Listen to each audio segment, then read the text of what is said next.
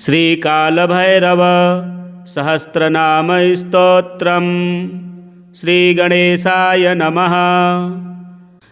कैलासशिखरे रम्ये देवदेवं जगद्गुरुं पप्रच्छ पार्वतीकान्तं शङ्करं लोकनायकं। पार्वत्युवाच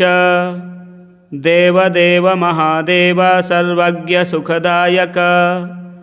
आपद्दुःखदरिद्रादिपीडितानां नृणां विभो यद्वित्तं सुखसम्पत्तिधनधान्यकरं सदा विशेषतो राजकुले शान्तिपुष्टिप्रदायकं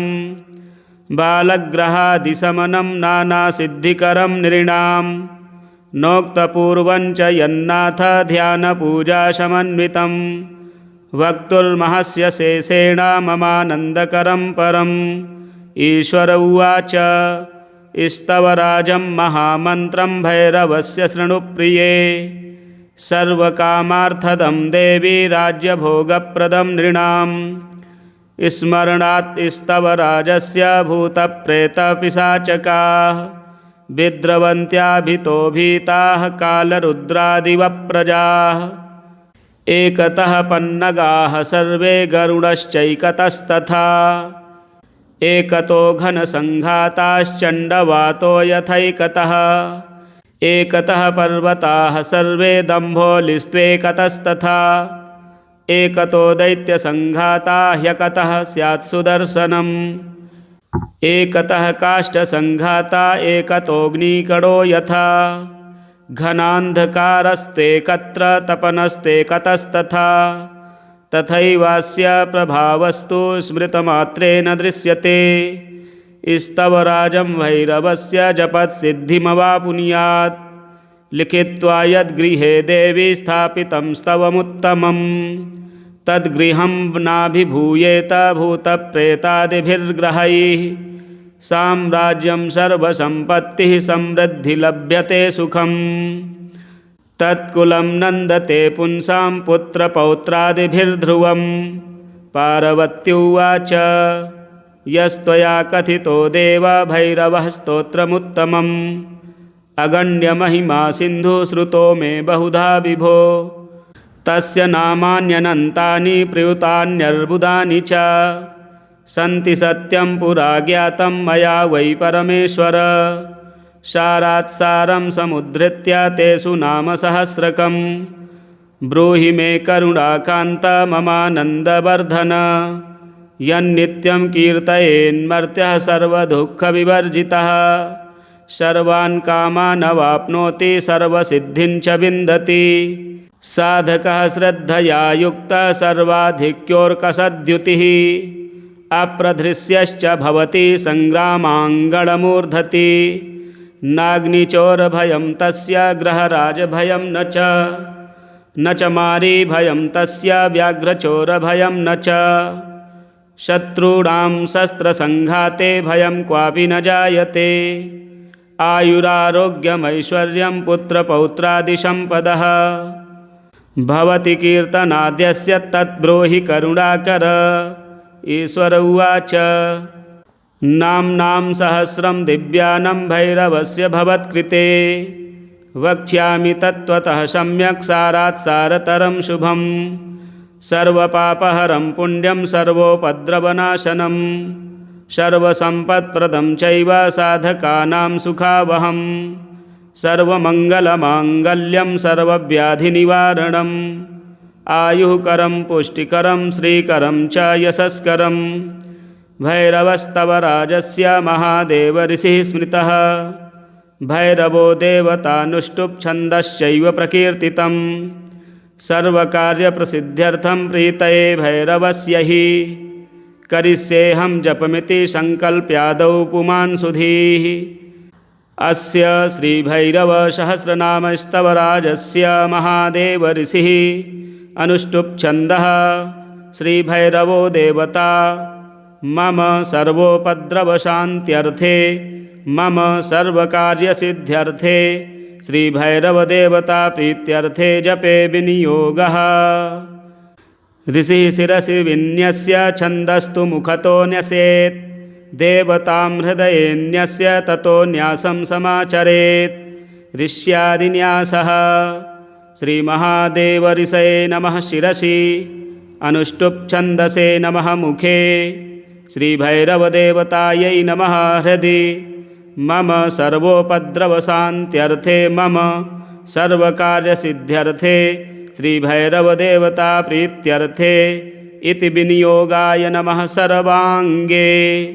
भैरवं शिरस्सिन्यस्य ललाटे भीमदर्शनं, नेत्रयो भूतहननं सारमेयानुगं भ्रुवोः, कर्णयोर्भूतनाथं च प्रेतवाहं कपोलयोः, नासापुटोष्ठयोश्चैव भस्माङ्गं सर्पभूषणम्, अनादिभूतमास्ये च शक्तिहस्तङ्गुले न्यसेत्, स्कन्धयोर्दैत्यशमनं बाहवोरतुलतेजसं, पाण्ड्योः कपालिनं न्यस्य हृदये मुण्डमालिनं, शान्तं वक्षस्थले न्यस्य स्तनयोः कामचारिणम्, उदरे च सदा तुष्टं क्षेत्रे सम्पार्श्वयोस्तथा, क्षेत्रपालं पृष्ठदेशं क्षेत्रेज्ञं नाभिदेशके, पापौघनाशकं कट्यां बटुकं लिङ्गदेशके, गुदे रक्षाकरं न्यस्य तथोर्वो रक्तलोचनं, जानुनिर्घुर्घुरारावं जङ्घयो रक्तपायिनं, गुल्फयोः पादुकासिद्धिं पादपृष्ठे सुरेश्वरम्, आपादमस्तकं चैव आपदुद्धारकं न्यसेत्, पूर्वे डमरुहस्तं च दक्षिणे दण्डधारिणं, खड्गहस्तं पश्चिमे च घण्टावादिनमुत्तरे, आग्नेयामग्निवर्णं च नैऋत्ये च दिगम्बरं, वायव्ये सर्वभूतस्थमीशान्ये चाष्टसिद्धिदम्, ऊर्ध्वं खेचरिणं न्यस्य पाताले रौद्ररूपिणम्, एवं न्यस्य स्वदेहे च षडङ्गेषु ततो न्यसेत्, रुद्रमङ्गुष्ठयोर्न्यस्य तर्जन्योश्च दिवाकरं, शिवं मध्यमयोर्न्यस्य नासिकायां त्रिशूलिनं, ब्रह्माणं तु कनिष्ठायां स्तनयोस्त्रिपुरान्तकं, मांसासिनं कराग्रे तु करपृष्ठे दिगम्बरं, हृदये भूतनाथाय आदिनाथाय मूर्धनि, आनन्दपदपूर्वाय नाथायाथ शिखालये, सिद्धिशाम्बरनाथाय कवचे विन्यसेत्तथा, सहजानन्दनाथाय न्यसेन्नेत्रत्रये तथा, निःसीमानदनाथाय अस्त्रै चैव प्रयोजयेत्। एवं न्यासविधिं कृत्वा यथावत् तदनन्तरं ध्यानं तस्य प्रवक्ष्यामि यथा ध्यात्वा पठेन्नरः। ॐ शुद्धस्फटिकसङ्काशं सहस्रादित्यवर्चसं, नीलजीमूतशङ्काशं नीलाञ्जनसमप्रभं, अष्टबाहुं त्रिनयनं चतुर्बाहुं द्विबाहुकं, दशबाहुमथोग्रं च दिव्याम्बरपरिग्रहं, दष्ट्राकरालबदनं नूपुरारावशङ्कुलं, भुजङ्गमेखलं देवमग्निवर्णं शिरोरुहं, दिगम्बरमाकुरेशं वटुकाख्यं महाबलं, खट्वाङ्गमसिपाशं च शूलं दक्षिणभागतः, डमरुं च कपालं च वरदं भुजङ्गं तथा, आत्मवर्णसमोपेतं सारमेयसमन्वितम्। एवं ध्यात्वा सुसन्तुष्टो जपात् कामानवाप्नुयात्, साधकः सर्वलोकेषु सत्यं सत्यं न संशयः। आनन्दसर्वगीर्वाणा शिरोशृङ्गाङ्गसागिनः, भैरवस्य पदाम्भोजं भूयस्तन्नौमि सिद्धये। अथ स्तोत्रम्। ॐ भैरवो भूतनाथश्च भूतात्मा भूतभावनः, भूतावासो भूतपतिर्भूरिदो भूरिदक्षिणः, भूताध्यक्षो भूधरेशो भूधरो भूधरात्मजः, भूपतिर्भास्करी भीरुर्भीमो भूतिर्विभूतिदः, भूतो भूकम्पनो भूमिर्भौमो भूताविभावकः, भगनेत्रो भवो भोक्ता भूदेवो भगवानभिः, भस्मप्रियो भस्मशायी भस्मो धूलितविग्रहः, भर्गः शुभाङ्गो भव्यश्च भूतवाहनसारथिः, भ्राजिष्णुर्भोजनं भोक्ता भिक्षुर्भक्तिजनप्रियः भक्तिगम्यो भृङ्गिरिटिर्भक्त्या वेदितविग्रहः भूतचारी निशाचारी प्रेतचारी भयानकः भावात्मा भूर्भुवो लक्ष्मीर्भानुर्भीमपराक्रमः पद्मगर्भो महागर्भो विश्वगर्भाः स्वभूरभूः भूतलो भुवनाधीशो भूतिकृद्भ्रान्तिनाशनः भूतिभूषितसर्वाङ्गो भूषयो भूतवाहनः क्षेत्रज्ञः क्षेत्रपालश्च क्षेत्रविघ्ननिवारणः क्षान्तः क्षुद्रः क्षेत्रपश्च क्षुद्रघ्नः क्षवियः क्षमी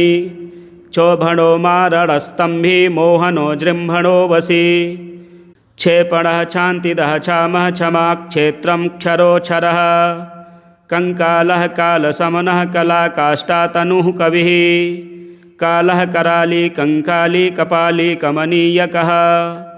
कालकालः कृत्तिवासा कपर्दी कामशासनः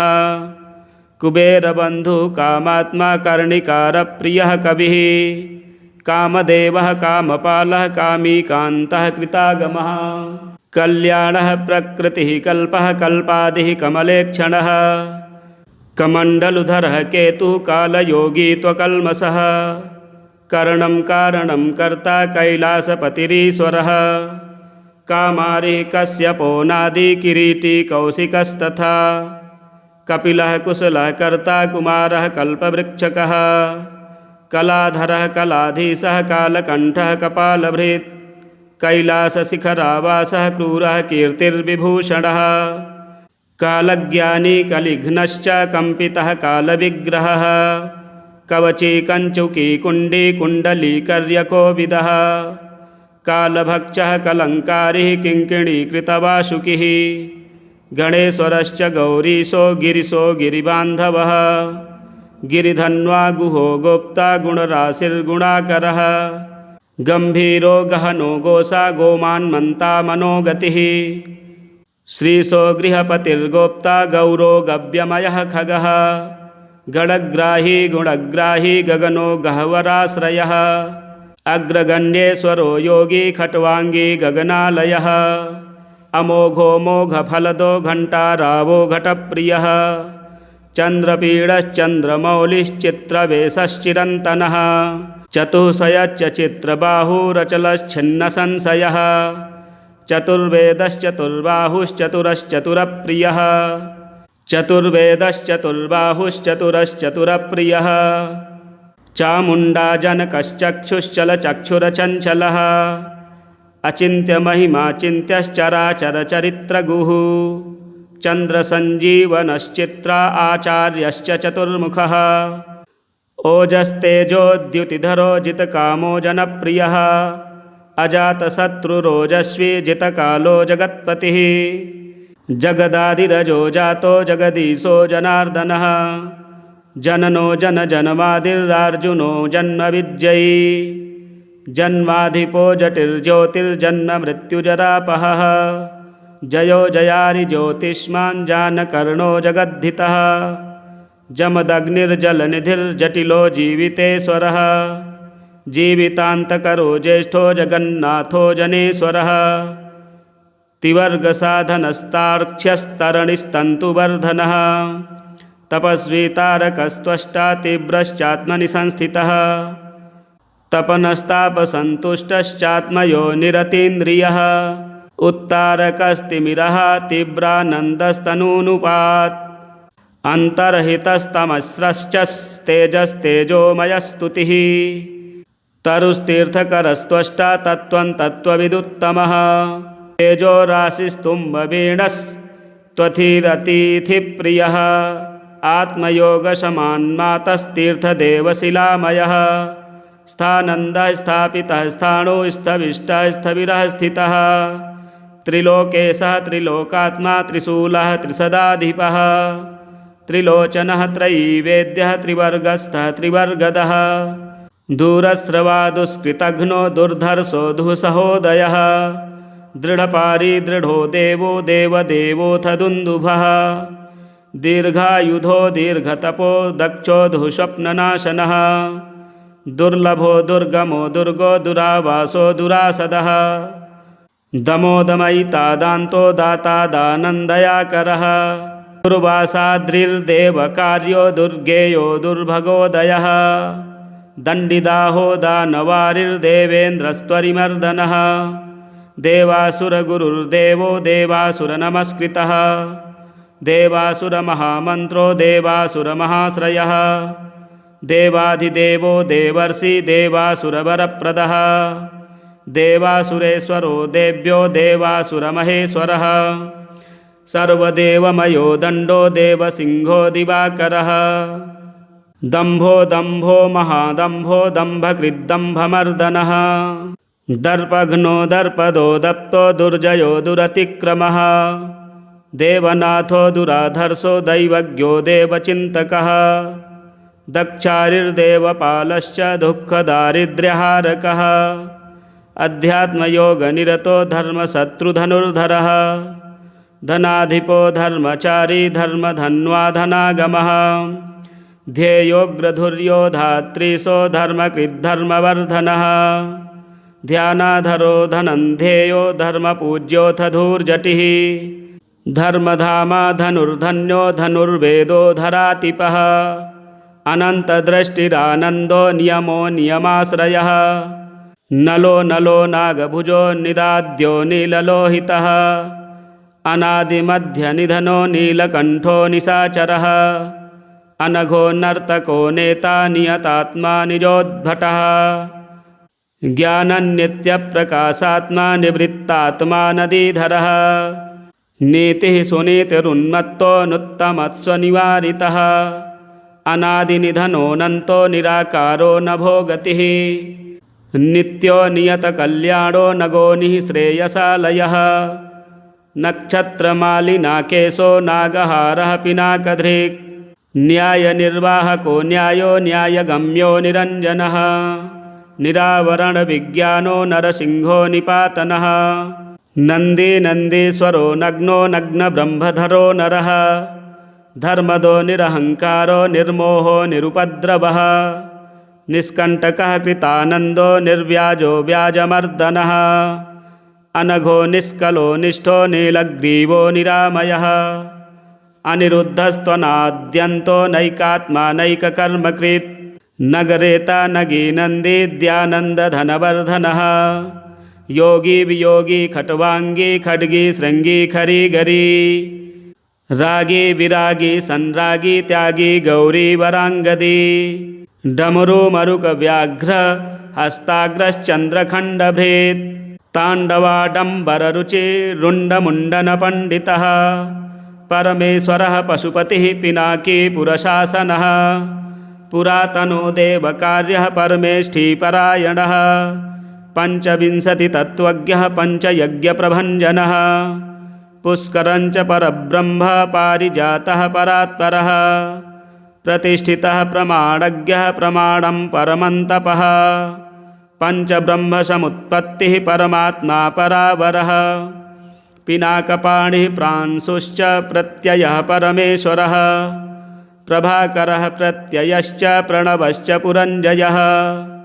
पवित्रपाणिः पापारिः प्रतापार्चिर्रपान्निधिः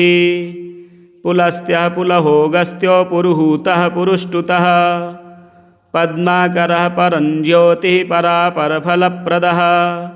परापरज्ञः परदः परशत्रुः परम्पदः पूर्णः पूरयिता पुण्यः पुण्यश्रवणकीर्तनः पुरन्दरः पुण्यकीर्तिः प्रमादी पापनाशनः परशीलः परगुणः पाण्डुरागपुरन्दरः परार्थवृत्तिः प्रभवः पुरुषः पूर्वजः पिता पिङ्गलः पवनः प्रेक्षः प्रतप्तः पूषदन्तः परमार्थगुरुः प्रीतः प्रीतिमाश्च प्रतापनः पराशरः पद्मगर्भः परः परपुरञ्जयः उपद्रवः पद्मकरः परमार्थैकपण्डितः महेश्वरो महादेवो मुद्गलो मधुरो मृदुः मनः सायी महायोगी महाकर्मा महौषधं महर्षिः कपिलाचार्यो मृगव्याधो महाबलः महानिधिर्महाभूतिर्महानीतिर्महामतिः महाहृदो महागर्तो महाभूतो मृतोपमः अमृतांशोर्मृतवपुर्मरीचिर्महिमालयः महातमो महाकायो मृगबाणार्पणो मलः महाबलो महातेजो महायोगी महामनः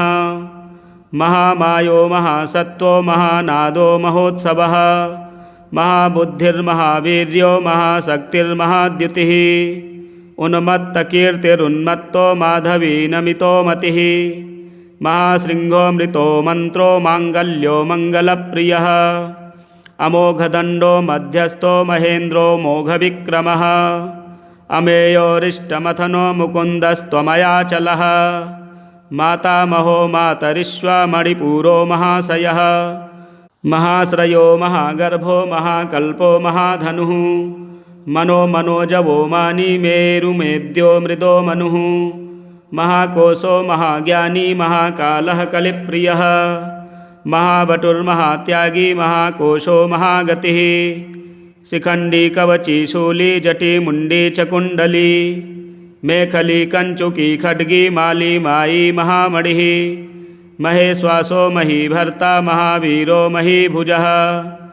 मखकर्ता मखध्वंसी मधुरो मधुरप्रियः ब्रह्मश्रेष्ठिर्ब्रह्मवीर्यो बाणहस्तो महाबली कालरूपो बलोन्मादी ब्रह्मण्यो ब्रह्मवर्चसी बहुरूपो बहुमायो ब्रह्मा विष्णुशिवात्मकः ब्रह्मगर्भो बृहद्गर्भो बृहज्ज्योतिर्बृहत्तरः बीजाध्यक्षो बीजकर्ता बीजांगो बीजवाहनः ब्रह्म ब्रह्मविदो ब्रह्म ब्रह्मज्योतिर्बृहस्पतिः बीजबुद्धि ब्रह्मचारी ब्रह्मण्यो ब्राह्मणप्रियः युगादिकृद् युगावर्तो युगाध्यक्षो युगापः यज्ञो यज्ञपतिर्यज्वा यज्ञाङ्ग्यो यज्ञवाहनः योगाचार्यो योगगम्यो योगी योगाश्च योगवेत् योगांगो योगसारंगो यक्षो युक्तिर्यमो यमी रौद्रो रुद्रऋषिराहु रुचिर्त्वं रणप्रियः अरोगो रोगहारी च रुधिरो रुचिरांगदी लोहिताक्षो ललाटाक्षो लोकदो लोककारकः लोकबन्धुर्लोकनाथो लक्षणज्ञोऽथ लक्षणः लोकमायो लोककर्ता लौल्यो ललित एव च वरीयान् वरदो वन्द्यो विद्वान् विश्वामरेश्वरः वेदान्तसारसन्देहो वीतरागो विशारदः विश्वमूर्तिर्विश्ववेद्यो वामदेवो विमोचकः विश्वरूपो विश्वपक्षो वागीशो वृषवाहनः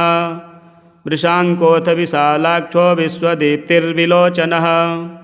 विलोको विश्वदृग्विश्वविजितात्मालयः पुमान्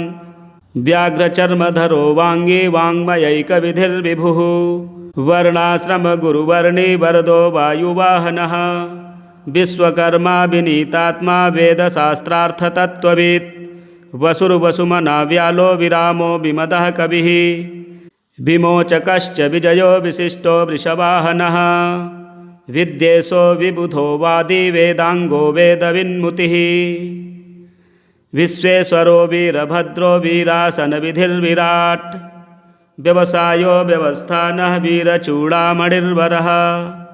वालखिल्यो विश्वदेहो विरामो वसुदो वसुः विरोचनो वररुचिर्वेद्यो वाचस्पतिर्गतिः विद्वत्तमो वीतभयो विश्रुतिर्विमलोदयः वैवस्वतो वसिष्ठश्च विभूतिर्विगतज्वरः विश्वहर्ता विश्वागोप्ता विश्वामित्रो द्विजेश्वरः विश्वोत्पत्तिर्विश्वसहो विश्वावासो वसुस्रवाः विश्वरूपो वज्रहस्तो विपाको विश्वकारकः वृषदर्शो व्यासकल्पो विसल्पो लोकसल्प्यहृत् विरूपो विकृतो वेगी विरिञ्चिर्विष्टरस्रवाः अव्यक्तलक्षणो व्यक्तो व्यक्ताव्यक्तो विशाम्पतिः विबुधोग्रकरो वेदो विश्वगर्भो विचक्षणः विषमाक्षो विलोमाक्षो वृषभो वृषवर्धनः वित्तप्रदो वसन्तश्च विवस्वान् विक्रमोत्तमः वेद्यो वैद्यो विश्वरूपो विविक्तो विश्वभाजनम् विषयश्चो विविक्तश्चो विद्याराशिर्वियत्प्रियः शिवः सर्वः सदाचारः शम्भुरीशान ईश्वरः श्रुतिधर्मानसंवादी सहस्राक्षः सहस्रपात् सर्वज्ञः सर्वदेवश्च शङ्करः शूलधारकः सुशरीरः स्कन्दगुरुः श्रीकण्ठः सूर्यतापनः ईशानो निलयः स्वस्ति सामवेदस्त्वथर्ववेत् नीतिः सुनीतिः श्रद्धात्मा सोमः सोमतरः सुखी सोमपामृतपः सौम्यः सूत्रकारः सनातनः शाखो विशाखो सम्भाव्यः सर्वतः सर्वगोचरः सदाशिवः समावृत्तिः सुकीर्तिश्छिन्नसंशयः सर्वावासः सदावासः सर्वायुधविशारदः सुलभः सुब्रतः शूरः शुभाङ्गः शुभविग्रहः सुवर्णाङ्गः स्वात्मशत्रुः शत्रुजिच्छत्रुतापनः शनिः सूर्यः सर्वकर्मा सर्वलोकप्रजापतिः सिद्धः सर्वेश्वरः स्वस्ति स्वस्तिकृत् स्वस्ति भूस्वधा वसुर्वसुमना सत्यः सर्वपापहरो हरः सर्वाधिः सिद्धिदः सिद्धिः सत्त्वावासश्चतुष्पथः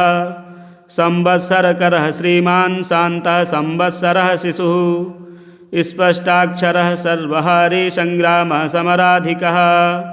इष्टो विशिष्टः शिष्टेष्टः सुबधः सुलभायनः सुब्रह्मण्यः सुरगणो सुशरण्यः सुधापतिः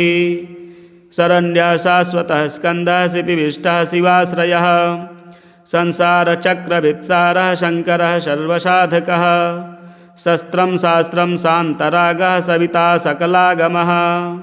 सुवीरः सत्पथाचारः षड्विंशः सप्तलोकधृक्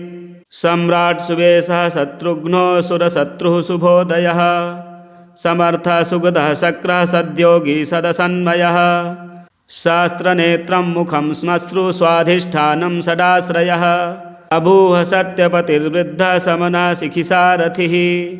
सुप्रतीकः सुवृद्धात्मा वामनः सुखवारधिः सुखानीडः सुनिष्पन्नः सुरभिः सृष्टिरात्मकः सर्वदेवमयः शैलः सर्वशस्त्रप्रभञ्जनः शिवालयः सर्वरूपः सहस्रमुखनासिका सहस्रबाहुः सर्वेषां शरण्यः सर्वलोकधृक् इन्द्रेशः सुरसव्यासः सर्वदेवोत्तमोत्तमः शिवध्यानरतः श्रीमान् शिखिश्रीः चण्डिकाप्रियः श्मशाननिलयः सेतुः सर्वभूतमहेश्वरः